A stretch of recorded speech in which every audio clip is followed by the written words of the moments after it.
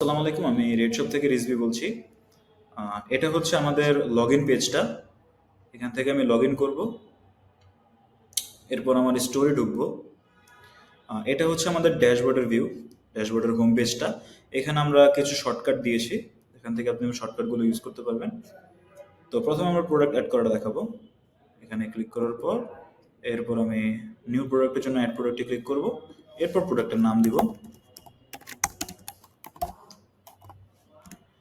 এরপর আমি একটা ক্যাটাগরি সিলেক্ট করে নেব। যদি ক্যাটাগরি না থাকে তাহলে নিউ ক্যাটাগরিতে ক্লিক করে এখানে একটি ক্যাটাগরি দিব, যেমন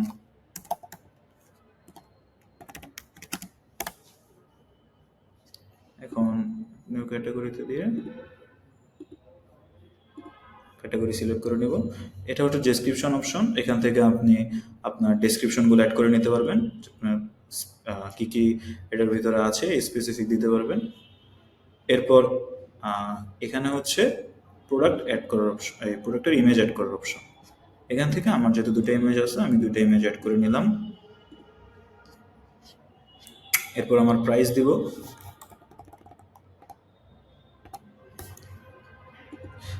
খেয়াল রাখতে হবে, যদি আমার এখানে ডিসকাউন্ট প্রাইস না থাকে তাহলে আমি ডিসকাউন্ট প্রাইসটা ফাঁকা রাখবো, আর যদি ডিসকাউন্ট প্রাইস থাকে তাহলে দিয়ে দেবো।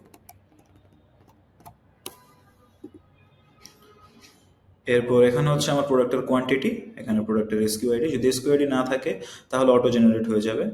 এরপর আমি ভেরিয়েন্ট অ্যাড করে নিব। এখানে আমার প্রোডাক্টের ভেরিয়েন্টের মেলগুলো দিয়ে দেব।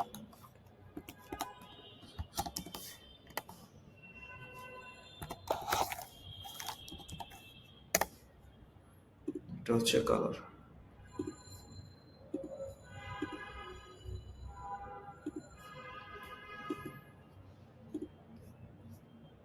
এখানে আমি প্রোডাক্টের কালার ওয়াইজ আমি ইমেজগুলো অ্যাড করে দিব।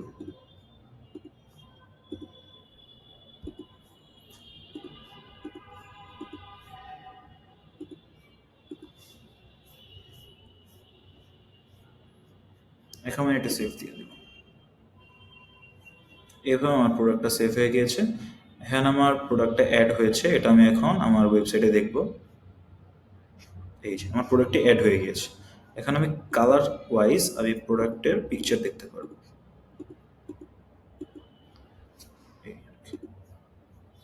সো এরপরে হচ্ছে ক্যাটাগরি। ক্যাটাগরিতে আপনি আপনার ক্যাটাগরি অ্যাড করে নেবেন।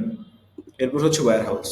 ওয়্যার হাউস বেসিক্যালি আমাদের এক এক কাস্টমারের দুটো তিনটে স্টোর থাকতে পারে, ওই ক্ষেত্রে ওনারা নিজেদের ওয়্যার হাউস ম্যানেজ করে। আর ম্যানেজে ক্লিক করার মাধ্যমে আমরা দেখতে পারবো যে এখান থেকে কীভাবে স্টকগুলো আমরা কোয়ান্টিটিগুলো কীভাবে সিলেক্ট করতে পারবো। এখানে আমার যেহেতু কোয়ান্টিটি এখন কমে গিয়েছে, আমি এখানে দিয়ে দিলাম 99। ওকে, ডান। আমার কোয়ান্টিটিটা কমে গিয়েছে। আমি চাইলে আমার নতুন একটা ওয়্যার হাউস অ্যাড করে নিতে পারবো। এরপর অর্ডার পেজ। এখান থেকে দেখতে পারবো আমাদের অর্ডার আসলে আমরা এই পেজ থেকে সব কিছু দেখতে পারবো। এরপর হচ্ছে ডেলিভারি। যেহেতু আমার এখানে কোনো ডেলিভারি নেই, আপনাদের ডেলিভারি হয়ে গেলে, কনফার্ম হয়ে গেলে এখান থেকে আপনি ট্র্যাক রাখতে পারবেন আপনার ডেলিভারি পেমেন্ট হয়েছে কিনা, বা ডেলিভারির পেজটা আপনি দেখতে পারবেন তখন। আর এটা হচ্ছে কুপন। এটার সাহায্যে আমি পার্সেন্টেজ ডিসকাউন্ট বা ফিক্সড ডিসকাউন্ট দুটো ব্যবহার করে আমি আমার কুপনগুলো সেট করতে পারবো। এরপর হচ্ছে অ্যানালাইজ। এখান থেকে আমি দেখতে পারবো যে আমার 30 দিনে কতগুলো আমার অ্যাভারেজ সেল হয়েছে, টোটাল অর্ডার কতগুলো, এগুলো আমরা দেখতে পারবো। এখানে আবার সেলসের অপশন আছে, সেলসে আমাদের টোটাল সেল কত ওটাও দেখতে পারবো। প্রোডাক্টের এখানে ক্লিক করে আমাদের প্রোডাক্ট অ্যানালাইজ করতে পারবো আমরা এখান থেকে। ট্রাফিক থেকে আমরা বুঝতে পারবো যে আমাদের প্রোডাক্ট মোবাইলে বা ডেস্কটপে বা ট্যাবলেটে কোন জায়গায় বেশি বেশি দেখা হচ্ছে, ওই জিনিসটা আমরা অ্যানালাইজ করতে পারবো। এরপর হচ্ছে টুলস। এটার মাধ্যমে আমরা প্রোডাক্টস মিডিয়াতে গিয়ে আমরা প্রোডাক্টগুলোর ইমেজ অ্যাড করে রাখতে পারবো। এই ক্ষেত্রে আমরা ডিরেক্টলি প্রোডাক্টের ছবি আপলোড দিতে আমাদের সুবিধা হবে। কাস্টমার্স। এখান থেকে আমরা ম্যানুয়ালি কাস্টমার অ্যাড করতে পারবো। সাপোজ আমি এখানে অ্যাড কাস্টমারে ক্লিক করে আমি একটা নতুন কাস্টমার অ্যাড করে নিতে পারবো। এই ক্ষেত্রে আমি একটা কাস্টমার অ্যাড করে নিয়েছি। সো ওই কাস্টমারটা অ্যাড করার পর ওই কাস্টমারের বিগত ডিটেলসগুলো আমি জানতে পারবো। এরপর হচ্ছে অ্যাপিয়ারেন্স। অ্যাপিয়ারেন্সের মাধ্যমে আমরা আমাদের থিমসের মকগুলো দেখতে পারবো। কোন থিমের ডিজাইন কেমন হবে বা কোন থিমের স্টাইলটা কেমন হবে ওটা আমরা এখান থেকে দেখতে পারবো। পেজেসে ক্লিক করে এখান থেকে আমরা যেমন আলাদা পেজ অ্যাড করতে পারবো, যেমন অ্যাবাউট আস এখানে একটা দেওয়া আছে, এরকম একটা পেজ অ্যাড করে নিতে পারবো। বা এছাড়া আপনার যদি এক্সট্রা কোনো টার্মস অ্যান্ড কন্ডিশনের পেজ থাকে আপনি ওটাও চাইলে অ্যাড করে নিতে পারবেন। এরপরে হচ্ছে প্লাগইনস। এখানে WhatsApp chat bubble, Google tag manager, Facebook pixel, এছাড়াও আরও দুটি, সবগুলো আর কি আপনি প্লাগইনস অ্যাড করে নিতে পারবেন। এরপরে সেটিংস থেকে আপনি আপনার পেমেন্ট মেথডগুলো অ্যাড করে নিতে পারবেন, আপনার শিপিং পার্টনারগুলো অ্যাড করে নিতে পারবেন, এমনকি আপনার ডেলিভারি চার্জ যেগুলো আছে ওই চার্জ চাইলে আপনি নিজেরা চেঞ্জও করে নিতে পারবেন। আর এছাড়া আপনি জোনও অ্যাড করতে পারবেন।